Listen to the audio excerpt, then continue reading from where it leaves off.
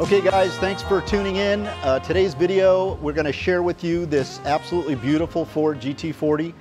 This car actually came to us almost 4 years ago. It was a donation car that came into the charity that we contract with. We knew it was coming. We knew it was coming in, and it looked much different than what it looks like now.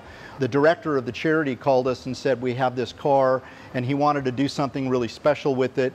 You know, as you could tell from previous videos, you know, our normal process and procedure involving donated cars is we bring them to our yards, we prep them for sale, and they're sold, and the proceeds go to the charity. This car was going to be different because of its uniqueness. A decision was made that the director of the charity wanted to use it to help bring more attention to the cause that the charity is about. So with that being said, the car arrived at our facility here, 4 years ago.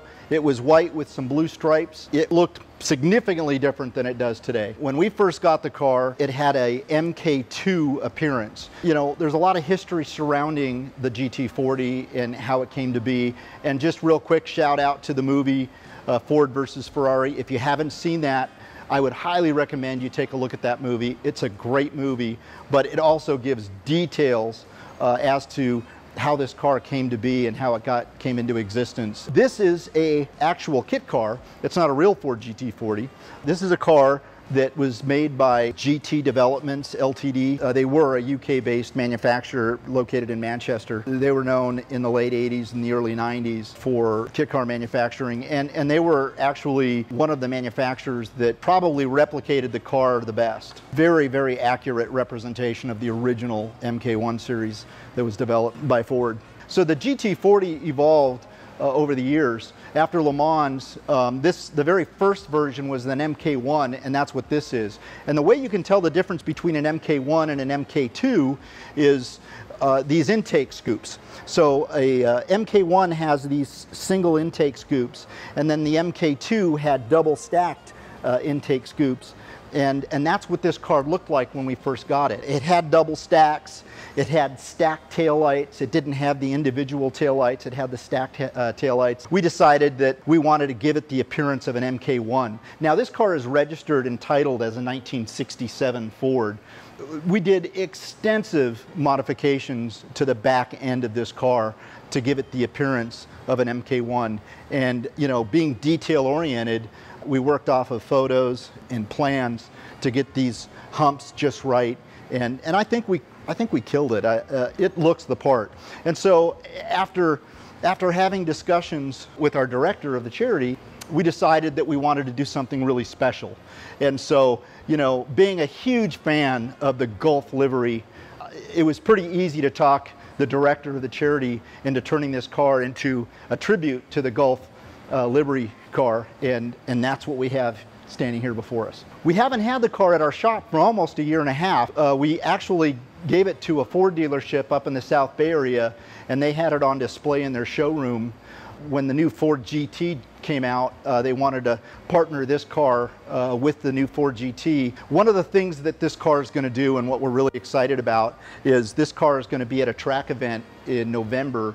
Our director of the charity is going to invite disabled veterans to come out and drive the car on track and be a part of that event. We are going to add some decals and some charity livery to the car to help promote, the Disabled Veterans Empowerment Network. We were just honored to be able to build it and house it and maintain it while in their possession. It doesn't have a lot of, creature comforts, as you could say, that a lot of the cars today have. But oddly enough, this car does have air conditioning. As you know, these don't have roll down windows. These have little trap door windows. They're not the roomiest cars in the world. I'm 6'2", and this is not a car that I could comfortably fit in. I'm sure you've all heard of the famous race car driver, Dan Gurney.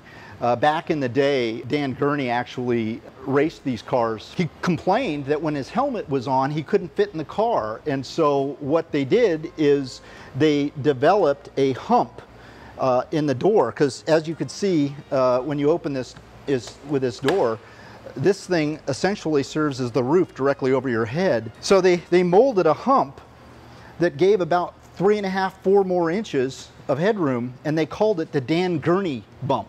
You know, fun little fact. I regret that we didn't do the Dan Gurney bump. You could actually still buy the fiberglass bump and have it installed, and it's something we elected not to do. I kind of wish we would, because I can't drive this car with a helmet on. I could barely drive this car sitting in this seat. I fit in this car a lot more comfortably with no seat. If I'm sitting on the floor, I could actually drive it a lot more comfortably.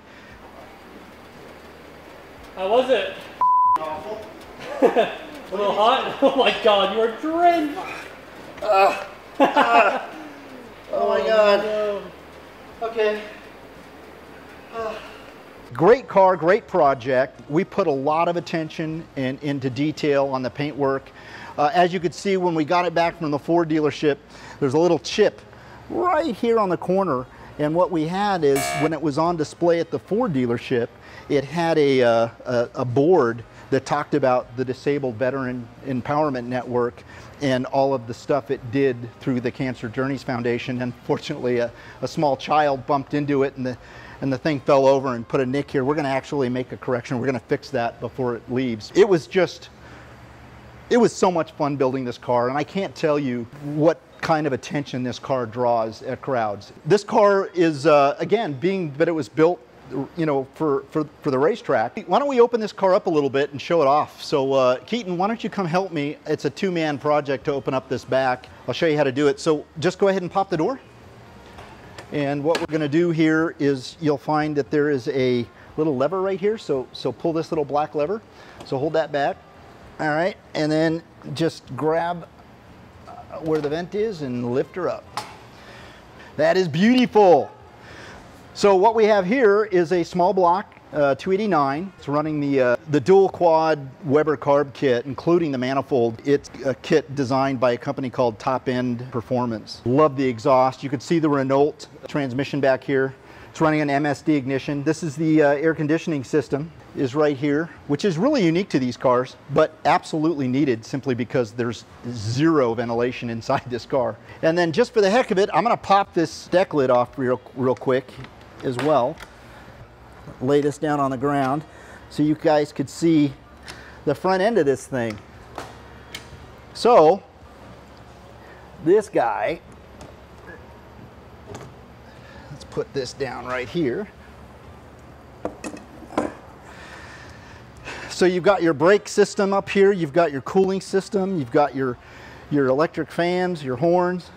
Really well built kit. And again, like I said, what I love about this company, and it's a shame they're no longer in business, what I love about this company was the attention to detail that went into replicating the original GT40 cars. Just sensational.